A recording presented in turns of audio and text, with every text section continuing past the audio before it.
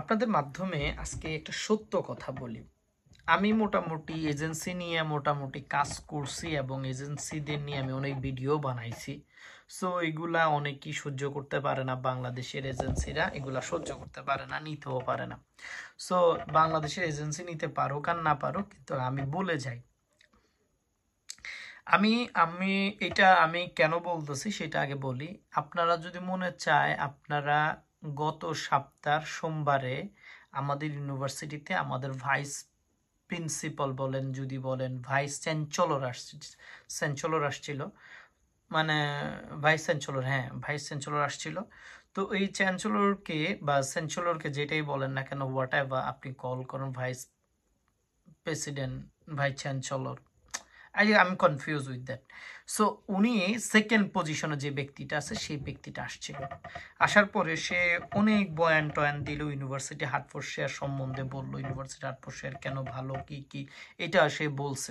সে compare করে শুধু বেডফোর্ডশায়ারের সাথে কম্পেয়ার করে মোস্ট অফ দ্য টাইম, কারণ বেডফোর্ডশায়ার আর হার্টফোর্ডশায়ার হলো যে দুইটা একই নাম ধারণ করে, শেয়ার সেই জন্য। সো এই যে এই ইউনিভার্সিটিটা একটা কোশ্চেন করছিল, তো একটা কোশ্চেন বা তিনি অ্যান্সার করতেছিল যে আমরা এজেন্সিকে অনেক টাকা পে করি। কত টাকা পে করি সে একটা অ্যামাউন্ট বলছিল। যদি কেউ 17,000 পাউন্ড দিয়ে ইউনিভার্সিটিতে ঢুকে, তাহলে সেখান থেকে 5,000 পাউন্ড এজেন্সির কাছে চলে যায়। কিভাবে যায় সে বলছে, এজেন্সি যে মানে কি করে, মানে এজেন্সি যে আপনার হার্টফোর্ডশায়ার একটা অ্যাডভার্টাইজমেন্ট করে, হার্টফোর্ডশায়ারের স্টুডেন্টের জন্য অ্যাডভার্টাইজমেন্ট করে, অ্যাডভার্টাইজমেন্ট ভিডিও বানায়, এইসব কন্টেন্ট ক্রিয়েট করে।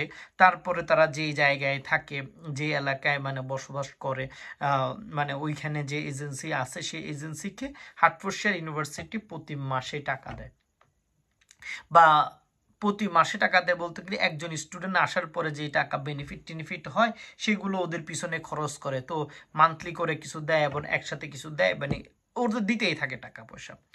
সো তাহলে কিসের টাকা দেয়? ওরা যেই জায়গায় মানে এজেন্সি তৈরি করছে, যে মাটিতে এজেন্সি তৈরি করছে, যে বিল্ডিং এজেন্সি আছে, সে বিল্ডিং এর ভাড়াও ইউনিভার্সিটি দিতেছে। এটা প্রত্যেকটা ইউনিভার্সিটি করে, আরো অনেক আছে এতে থেকে আরো বেশি, অনেক ইউনিভার্সিটি আছে এর থেকে বেশি টাকা দিতেছে। তাহলে একটা লোক, একটা একটা এজেন্সি কতগুলা দেয়, কতগুলা মানে ইউনিভার্সিটি প্রোভাইড করে। একজনের ভিতর হার্টফোর্ডশায়ার আছে, তারপরে হলো গ্রিনউইচ ইউনিভার্সিটি আছে, ইস্ট লন্ডন ইউনিভার্সিটি আছে, ওয়েস্ট লন্ডন আছে, বেডফোর্ডশায়ার আছে, তারপর রোহাম্পটন আছে, তারপরে কভেন্ট্রি আছে, এই সকল ইউনিভার্সিটি ওইখানে আছে। তাহলে ওরা কিন্তু সবার থেকে টাকা আনে। এখন আপনি যদি বলেন যে আপনাদের বিল দিতে হয়, আপনার এটার বিল দিতে হয়, আপনার ওইটার বিল দিতে হয়, তাহলে আপনি আমাদের সাথে দুই নাম্বারই করতেছেন না। এখন আপনাদের প্রশ্ন হইতে পারে, ভাই এই কথা তুই জানোস কেমনে? আপনি আমারও বলতে পারেন।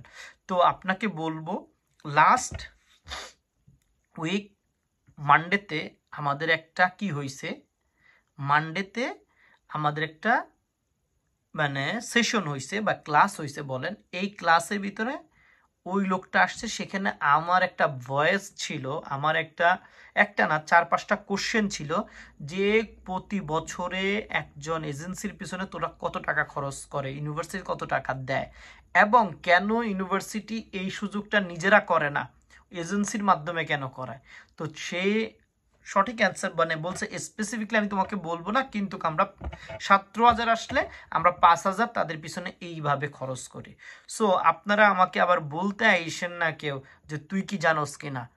আমি এখন আপনারা বইলা দিলাম, আপনি যদি এত টাকা দেন, এই টাকার মোস্ট অফ দ্য টাকায় এজেন্সি নেওয়া যায়। ইউনিভার্সিটির লাভ হলো 1,000-2,000 পাউন্ড, হাইস্ট 1,000-2,000 পাউন্ড। এইখানে ইউনিভার্সিটির স্টুডেন্ট দেয় 9,500 পাউন্ড, আর আপনারা দেন হলো ধরেন 12,000 টাকা। 12,000 টাকা হলে 3,000 টাকা ইউনিভার্সিটির থাকে, বাকি কোনো এক টাকাও ইউনিভার্সিটি থাকে না, সব হয়ে যায় ওই আপনাদের এজেন্সিদের। বুঝছেন ক্লিয়ার কথা আমার?